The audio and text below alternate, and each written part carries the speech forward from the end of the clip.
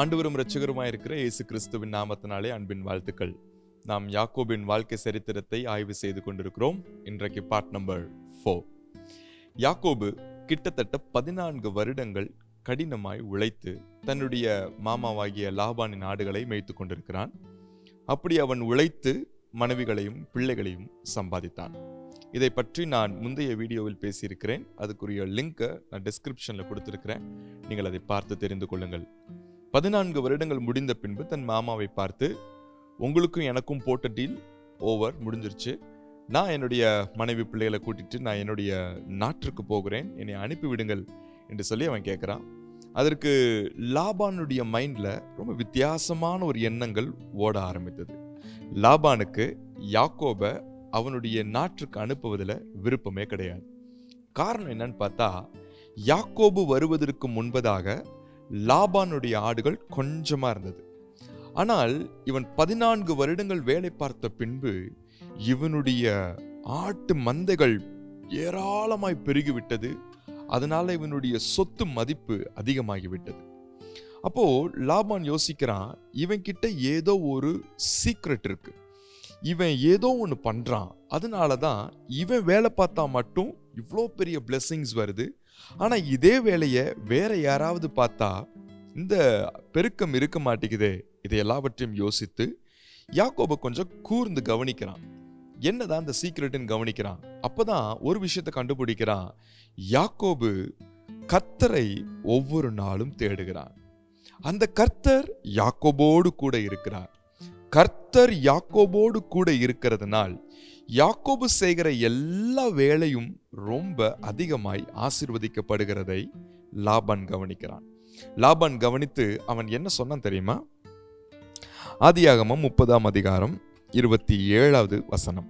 அப்பொழுது லாபான், உன் கண்களில் எனக்கு தயவு கிடைத்ததேயானால் நீ இரு, உன் நிமித்தம் கர்த்தர் என்னை ஆசீர்வதித்தார் என்று குறிப்பினால் அறிந்தேன் என்றான். அப்ப அவன் நினைச்சிட்டான், யாக்கோப கோழி அமுக்கிற மாதிரி அமுக்கி தனக்குள்ளேயே வச்சுக்கணும், இவனை பயன்படுத்தி நம்ம பெரிய ஆளாயிரணும், நம்ம ஓஹோன்னு வாழ்ந்துடணும் அப்படின்னு பயங்கரமான திட்டம் பண்றான். லாபான் என்னமோ யோசிச்சுட்டு போட்டோம், இவனை பத்தி நம்ம அடுத்த வீடியோல நம்ம பார்க்கலாம். ஆனால் நாம் கூர்ந்து கவனிக்க வேண்டிய ஒரு விஷயம், அது என்ன?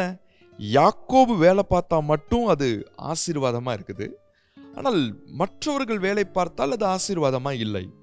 அப்போ யாக்கோபுக்கு இந்த கிஃப்ட், இந்த பெரிய கிருபை எப்படி கிடைத்தது? எங்கிருந்து கிடைத்தது?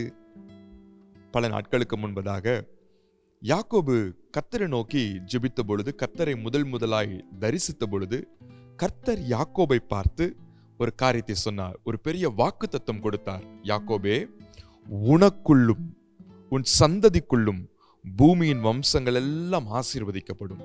அதாவது உன் நிமித்தம் நான் பூமியின் வம்சங்களை எல்லாம் நான் என்ன செய்வேன்? ஆசீர்வதிப்பேன். அந்த வாக்குத்தத்தம் இந்த லாபானுடைய வீட்டில் நிறைவேறுகிறதை நம்மளால பார்க்க முடிகிறது. அப்போ கர்த்தர் சொன்னதுதான், சொன்ன மாதிரி கர்த்தர் நிறைவேற்றி யாக்கோபு செய்கிற வேலையை ஆசீர்வதிக்கிறது மட்டுமல்லாமல் அவனை சுற்றி இருக்கிற எல்லாரையும் கர்த்தர் ஆசீர்வதிக்கிறார். இது எவ்வளவு பெரிய விஷயம். நீங்க ஒருவேளை கேட்கலாம், இது யாக்கோபுக்கு மட்டும்தான் இந்த கிஃப்டா?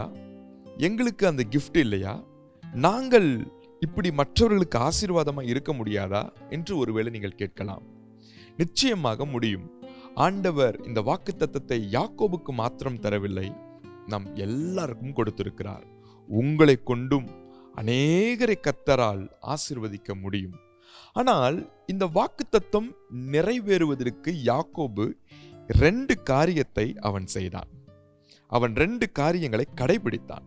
First thing, he had deep relationship and sweet fellowship with God. ஆண்டவரோடு ஒரு நெருங்கிய ஐக்கியமும் உறவும் யாக்கோபுக்கு இருந்தது. யாக்கோபு ஒரு நாளும் தேவனிடத்தில் தன் தேவைக்காய் போய் நின்றதாக சரித்திரமே கிடையாது.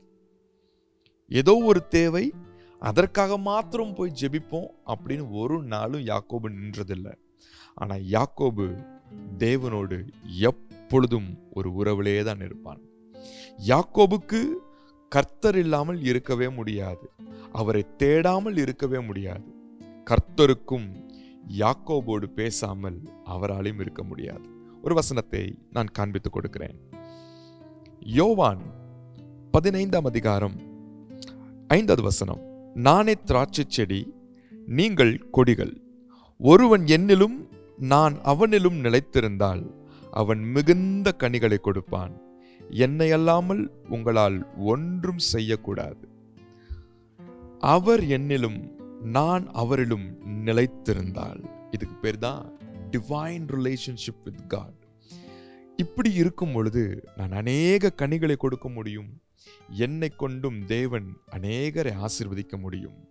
நீங்கள் இதை பின்பற்றும் பொழுது உங்களை கர்த்தர் பயன்படுத்தி, உங்களை கருவியாக உபயோகித்து, உங்களை கொண்டு தேவன் அநேகரை ஆசீர்வதிப்பார். பூமியின் வம்சங்கள் எல்லாம் உங்கள் நிமித்தம் ஆசீர்வதிக்கப்படும். நீங்கள் மற்றவர்களை ஆசீர்வதிப்பதற்காகவும் மற்றவர்கள் உயர்ந்திருப்பதற்காகவும் நீங்கள் விசேஷித்த கிருபையை பெற்றீர்கள் என்பதை நீங்கள் மறக்க வேண்டாம். அவன் கடைபிடித்த 2வது காரியம், யாக்கோபு ரொம்ப சின்சியரா தன்னுடைய வேலையை செய்தான். கடமைக்காக ஒரு நாளும் வேலையை செய்யல. அந்த ஆடுகளை பாதுகாக்கிற விஷயமா இருக்கட்டும், ஆடுகள் குட்டி போடும் பொழுது அதை மிகவும் பத்திரமாய் பார்த்து கொள்ளுகிற விஷயமா இருக்கட்டும், தண்ணீர் காட்டுற விஷயம், உணவு கொடுக்கிற விஷயம், எல்லா காரியத்திலும் யாக்கோபு கண்ணும் கருத்துமாய் ரொம்ப சின்சியரா ஜாக்கிரதையா வேலை பார்த்தான். இது ரொம்ப அடிப்படையான காரியம் இல்லை? நீங்களும் நானும் சின்ன வேலையோ பெரிய வேலையோ எந்த வேலையா இருந்தாலும் ரொம்ப சின்சியரா ஜாக்கிரதையா வேலை பார்த்தோம்னா கர்த்தர் அதில் பிரியப்படுவார். அதனால உங்களை கர்த்தர் ஆசீர்வதிப்பார். ஆசீர்வதிக்கிறது மட்டுமல்ல, உங்களை தேவன் பயன்படுத்தி எல்லாரையும் கர்த்தர் ஆசீர்வதிப்பார். உங்கள் நிமித்தம் உங்கள் பிள்ளைகள் ஆசீர்வதிக்கப்படும். உங்கள் நிமித்தம் உங்களுடைய குடும்பம் ஆசீர்வதிக்கப்படும். உங்கள் நிமித்தம் உங்கள் தொழில் ஆசீர்வதிக்கப்படும். உங்கள் நிமித்தம் உங்களை சுற்றிருக்கிறவர்கள் எல்லாரும் ஆசீர்வதிக்கப்படுவார்கள். காரணம், உங்களோடு கர்த்தர் இருக்கிறார். உங்களை கர்த்தர் பயன்படுத்தி எல்லாரையும் ஆசீர்வதிக்கிறார். God bless you. Amen.